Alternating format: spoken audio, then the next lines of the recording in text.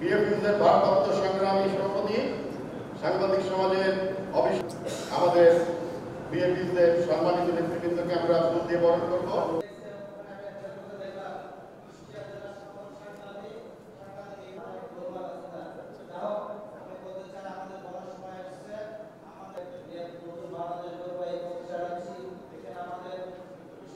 আমার পরের কবি কিন্তু আমার মহাসচিব বলে দিয়েছে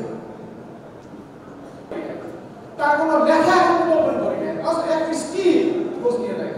জনাব আব্দুর রাজ্জাক বাচ্চু, জনাব আব্দুর রাজ্জাক বাচ্চু সাংবাদিকতা প্রতিবদ্ধকতা হল, এজন্যই সাংবাদিকদের বলা হয় জাতির বিবেক।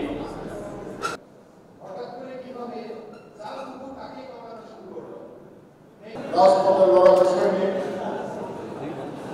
বাংলাদেশ ফেডারেশন 15টি বছর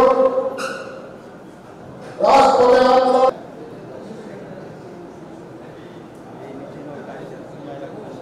1975 সালে 25শে জানুয়ারি আপনারা জানেন।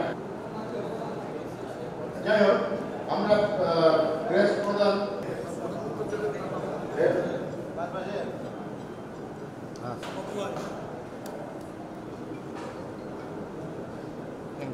আমরা সরকারের সাথে দেন দরবার করছি এবং মালিক পক্ষের সাথেও আমরা দেন দরবার করছি।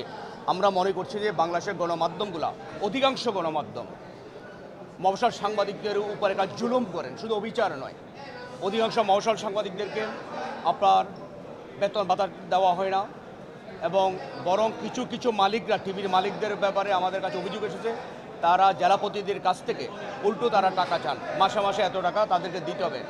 তো এই অবস্থায় একটা সাংবাদিকতার নীতি নৈতিকতার প্রশ্নটি চলে আসে। আমরা মনে করি এটা একটা অনৈতিক কাজ, একটা নীতিবর্জিত কাজ, এটা সাংবাদিকের নীতিমালা বিরোধী একটি কাজ।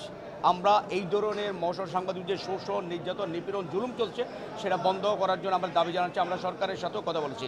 আপনারা জানেন গত 2 দিন আগে তত্ত্বাবধায়ক সাথে একটা বৈঠক ছিল, সেখানে আমাদের সভাপতি মহোদয় ছিলেন, আমি ছিলাম। আমরা এই বিষয়গুলো জোরালোভাবে সেখানে তুলে ধরেছি। আমরা আজকেও কুষ্টিয়া থেকে আমরা সরকারের কাছে দাবি জানাচ্ছি যে সাংবাদিকদের উপর যেভাবে জুলুম করা হচ্ছে মালিক পক্ষ থেকে, সাংবাদিকের নির্দিষ্ট সময় বেতন দেওয়া হয় না, আর বেতন দেওয়া হলেও খুব অল্প বেতন দেওয়া হয়। অষ্টম ওয়েট বোর্ডে তারা বিজ্ঞাপন নিলেও একেবারে স্বল্প মাত্র বেতন দিয়ে একটা মিথ্যাচারে তারা আশ্রয় নেয় এবং সাংবাদিকদেরকে আপনার নিয়োগপত্র সহজে দেয় না।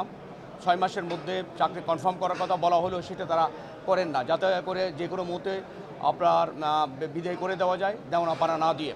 তো এই অবস্থায় আমরা মনে করি যে এই বিষয়গুলো সরকার যে আপনার সাংবাদিকদের সুরক্ষা আইন অথবা সাংবাদিকতার সুরক্ষার জন্য যে আইন করতেছেন, অধিকার সুরক্ষা যে আইন করতেছেন, সেখানে এই বিষয়গুলো তারা অবশ্যই রাখবেন, যাতে সাংবাদিকদের উপর যে শোষণ বঞ্চনা চলছে সেটা হয়। আর নবম ওয়েজ বোর্ডের ব্যাপারে আমরা মনে করি যে নবম ওয়েজ বোর্ড অত্যন্ত সময় থাকে, এটা কিন্তু আরও আগে হওয়ার কথা ছিল, নানা টালবাহানা করে এটা ঘুরাচ্ছে।